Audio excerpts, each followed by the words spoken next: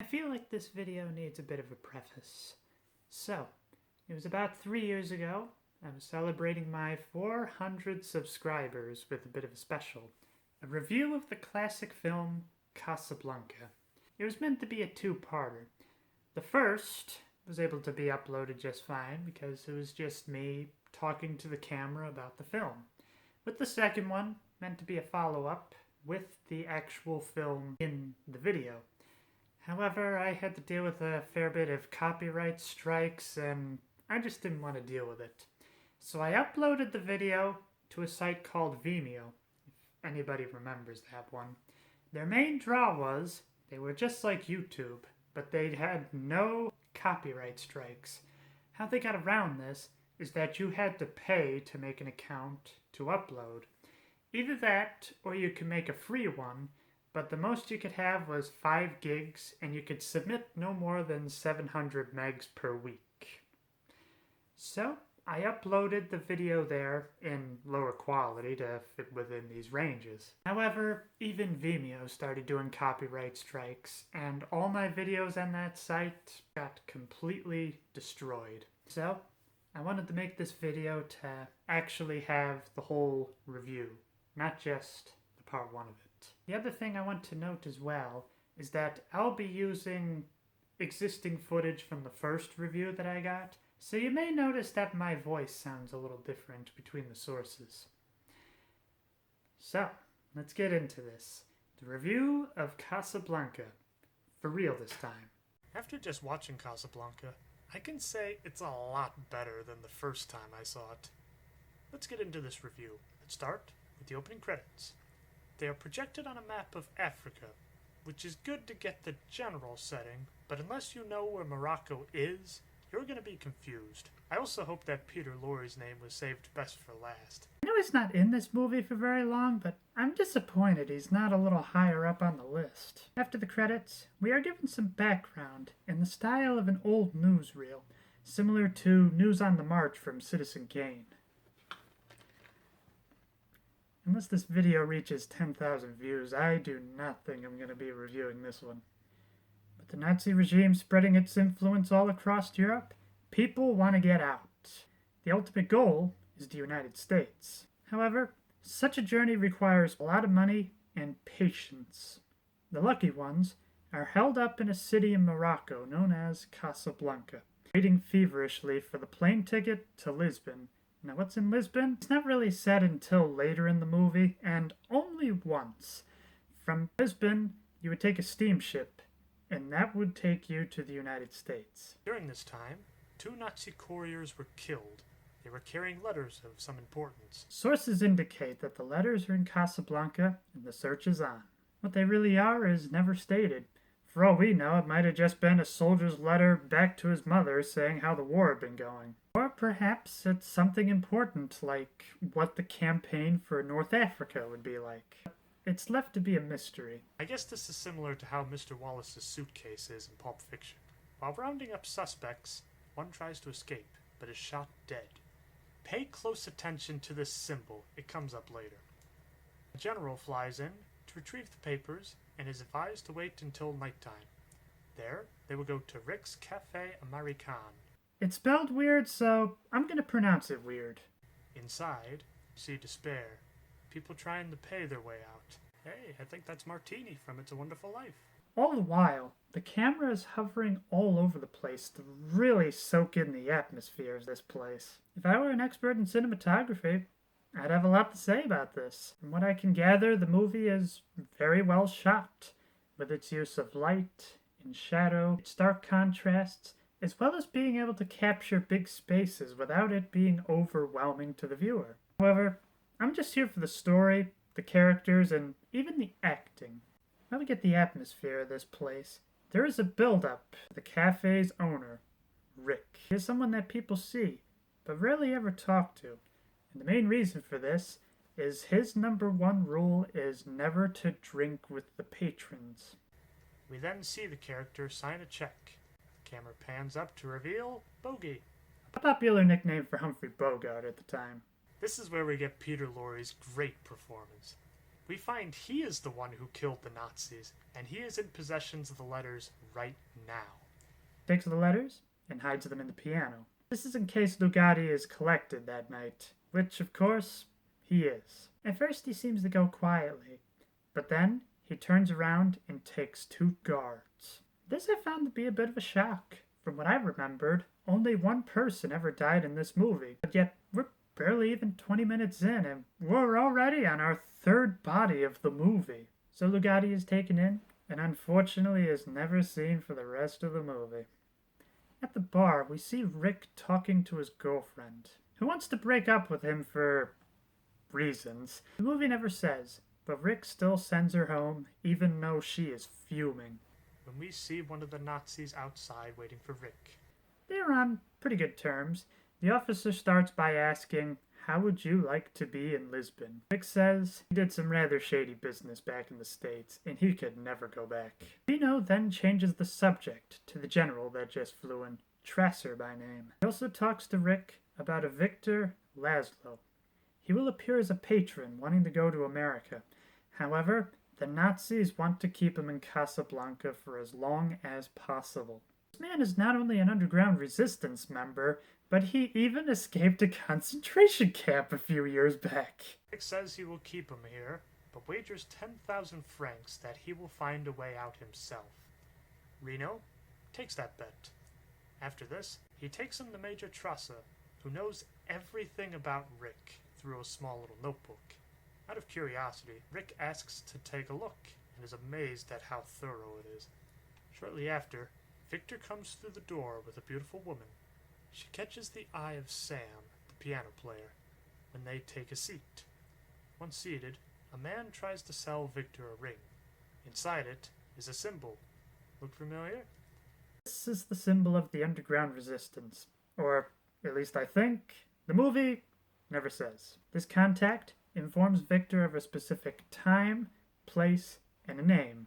Lugatti, Peter Lorre's character. While this is going on, the lady talks to Sam about the old times. She ends with asking him to play a song as time goes by.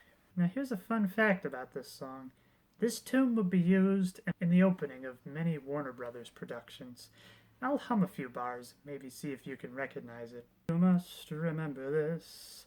A kiss is just a kiss as time goes by. It would probably make more sense if I put the intro next to it, but I feel like I'm pushing my limit already when it comes to showing copyrighted material. Rick, enraged by the song, goes to confront Sam, and he catches her eye. You really get the feeling that these two have had history. You can tell that there is a bit of love, but also hate for each other at the same time. That night, Rick breaks tradition and has a drink with her. All we get from their conversation is that both of them were in Paris when the Nazis invaded. After the cafe closes down, Rick decides to drown his sorrows in alcohol. Sam tries to snap him out of it, but to no avail. So, he stays to make sure he doesn't do anything he regrets. With Sam being there, Rick requests he plays as time goes by. Now this is interesting. When most people quote this movie, they always say, "Play it again, Sam." But that is not actually the line. What is actually said is, "Play it." As the song plays, we see what actually happened in Paris. They were together for a while and fell in love. They didn't ask questions, but there was one thing known about the woman, Elsa by name. She had a boyfriend who is now dead. The Nazis came in, and they had to get out in a hurry. They say they will meet at the train station, where Rick jokingly proposes marriage to her. The next day at the station, Sam shows up, but no Elsa. All there is a note saying that she can never see him again. Back at the cafe, Elsa comes back wanting to talk to Rick. She goes first by saying she would have went anywhere else if she knew Rick was there. She never wanted to see Rick ever again. so much for being a tragic love story. Then Rick, like any man in this situation, wants to know why she left. However, I guess he's too drunk and he scares her off. Judging from the girlfriend at the bar, I guess Rick just has this power over women. I don't get it. The next day, Victor Laszlo is brought in for questioning. The Nazis give him a deal. If he can reveal the locations and names of his contacts, he will be in Lisbon the next day. However, he's no rat and doesn't say a word. Before leaving, the Nazis say Victor had a message for Lugatti. Victor says he would only give the message to Lugatti himself. This is impossible, as Lugatti has been killed. I'm making out the report now. We haven't quite decided whether he committed suicide or died trying to escape. Meanwhile, Vic is talking business with Ferrari. He owns a nightclub known as the Blue Parrot. While they're both rival clubs, they both buy from the same supplier and share the supplies among themselves, with Ferrari naturally taking the bigger half, claiming it to be a handling fee. Ferrari is certain that Rick has the letters and says if he sells them to him, he can get out of Casablanca the next day. Rick doesn't say one way or the other if he has the letters. After the conversation, he goes out into the street, where he bumps into Elsa. Now that Rick is sober, Elsa reveals a little more as to why she left, but not much. All she says is Victor is her husband, and he was the husband, even in Paris. Victor comes back from interrogation, and Rick points them to the Blue Parrot. Ferrari tells them that he can get a passport for Elsa real easily, but her and Victor together is gonna be a hard bargain, and also very expensive. Victor wants Elsa to go, seeing that he is a wanted man, but Elsa isn't having it. Before leaving, Ferrari tells them about Rick's letters as a possible way of getting out. Prior to Rick's Cafe American opening, the Nazis ransack the place. This was a futile effort to be able to find the missing letters. Frankly, I just can't stand how this is done. You never see the ransacking. You just simply see Rick and Reno talking about it after the ransacking has taken place and after they cleaned up from said ransacking. Personally, I feel like this could have created a really suspenseful scene. Basically, mount the camera so the piano is in the middle of the picture. You just have all the Nazis going around. Every so often they might pass by or they might look at the piano.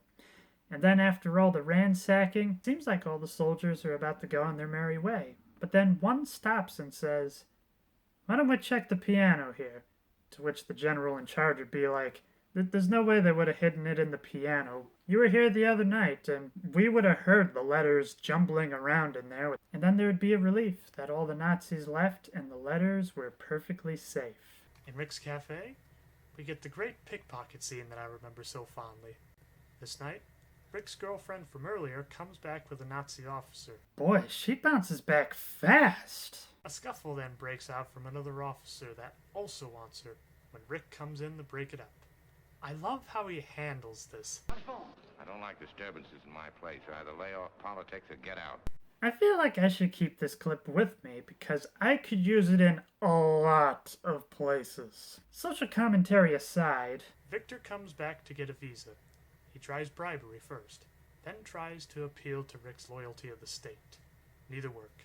Rick only says, "Ask your wife." Before the argument is finished, they go downstairs to see the Nazis playing their national anthem. Victor then instructs the band to play the French national anthem. However, the band doesn't play a single note until Rick gives him the signal. A competition then ensues, with the French national anthem winning by a considerable margin. Outraged, the Nazis not only want to close the place down, but they also want to take Victor to occupied France. However, the situation is quickly smoothed out, and the cafe is only closed for a week. Later on that night, there is a meeting with the underground. Before Victor goes, he wonders if Elsa and Rick ever had a thing going. She says nothing of the affair, no pun intended. As Victor leaves, so does Elsa. She tries to get Rick to give the letters to her. First, she begs, then the truth. But Rick isn't having it. He knows that she'll say anything to get those letters, so obviously it can't be the truth. Then, as a last resort, Elsa pulls a gun on him. I don't know a whole lot about Bogey's acting career, but I get the feeling he was probably a veteran at these kind of scenes by the time he did this in Casablanca. Rick calls Elsa's bluff and says, Go ahead and shoot. You'll be doing me a favor. Elsa breaks down and proceeds to tell him the whole story. Or at least, that's what I'm presuming? When it fades back, all we get is that Victor was sent to the concentration camp and presumed dead. So with her being lonely, she wanted to have some fun with Rick. However, word got out to her that Victor was alive and succeeded in escaping the concentration camp, and so she left Rick in order to go back to her former husband. However, seeing Rick again brought back old memories, and she would rather stay with him. Maybe it's just me, but this feels like another ploy to be able to get at the letters. I mean, she already tried everything else in the book, so this is really the last angle she has to work with. And on top of that, I feel like this conversation would not have lasted nearly long enough for her to all of a sudden leave her husband again to be able to go back with Rick. Let's go back to the final goodbye they had. She simply left Rick at the idea that she could meet up with Victor. There was no place, there was no time, there was not even a confirmation that he was alive, but just the mere hint of Victor being alive, and she just immediately leaves. At the underground meeting, there is a raid, in which only Victor and one of Rick's employees get out. They hide inside Rick's cafe until the heat dies down. Rick sends Elsa home so he can talk with Victor. Victor also wants to talk with Rick, only wanting to know two things. Does Rick have the letters? And does he love Elsa? He admits to neither when the Nazis come in and arrest Victor. At the holding room, Rick gives Reno a plan. Let Victor go, so he can plant the letters on him. That way you have evidence that can hold. From there, the letters will pay for Elsa and Rick's trip to Lisbon, and Victor would go back into custody. Reno agrees to the plan, and the exchange is made that night. However, it's a double cross. The letters are actually to free Victor and Elsa. Rick points his gun at Reno and says to call the airport. However, there is a triple cross as he tells his superior officer all this. They are then sent to the airport, where the paperwork checks out. Elsa, however, wants to stay with Rick, where we get probably the most quoted line from this movie. When that plane leaves the ground and you're not with them, you'll regret it. Maybe not today, maybe not tomorrow, but soon and for the rest of your life. But what about us? We will always have Paris. After convincing, Elsa agrees to board the plane. I've heard from a lot of different people this scene makes everybody cry. Personally, I feel more relieved than anything else. Through a series of jump cuts, it's made very obvious that the general is on his way and that there is a time crunch to get them all on the plane. And if any one of them are caught, then nobody is escaping Casablanca. Plus, I'm with Sam on this one. She already ruined your life already. Why invite her to do the same thing all over again? Besides, even if Victor wasn't around, she's already proven that she'll just wait until someone better comes along and, well, she's already told you that you're not it. The general comes in, but is too late. The plane has already left. The general is about to make a phone call to stop that plane. Rick warns him to put the phone down, but he refuses. So, Rick kills him. The authorities come in when Reno says, Round up the usual suspects. I love this little nod here. It's almost as if he's saying, don't worry, your secret's safe with me. As the authorities go away, they discuss the bet. Turns out that 10,000 francs will be used for them to make their escape. Obviously, one is a dishonored officer, while the other helped a criminal escape, so neither could really stay there any longer. The movie ends with Rick saying, Louis, I think this is the beginning of a beautiful friendship.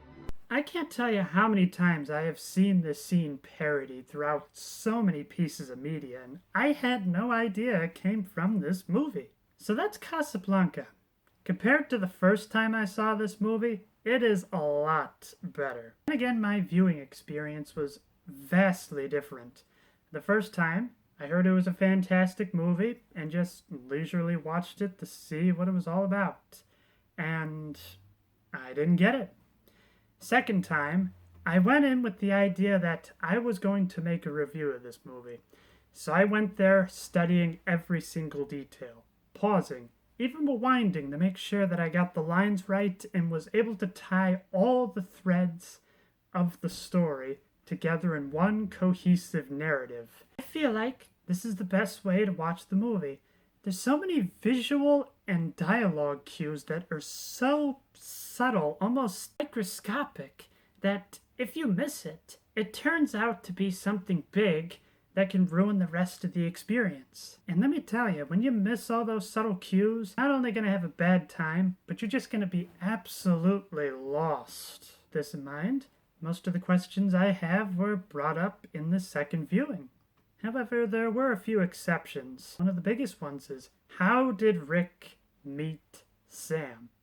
I feel like that could have been a very interesting story, especially considering the racial bias of the time. The other big question is, these Nazi letters. Who is buying them? Ferrari? The black market?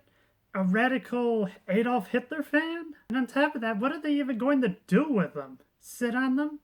Get them autographed? I mean, what value are these worthless pieces of paper with the swastika on it? If they were war plans, I could see the value quite easily, but letters? I will end with this last question. Would I recommend the movie? Well, that is quite a loaded question right there.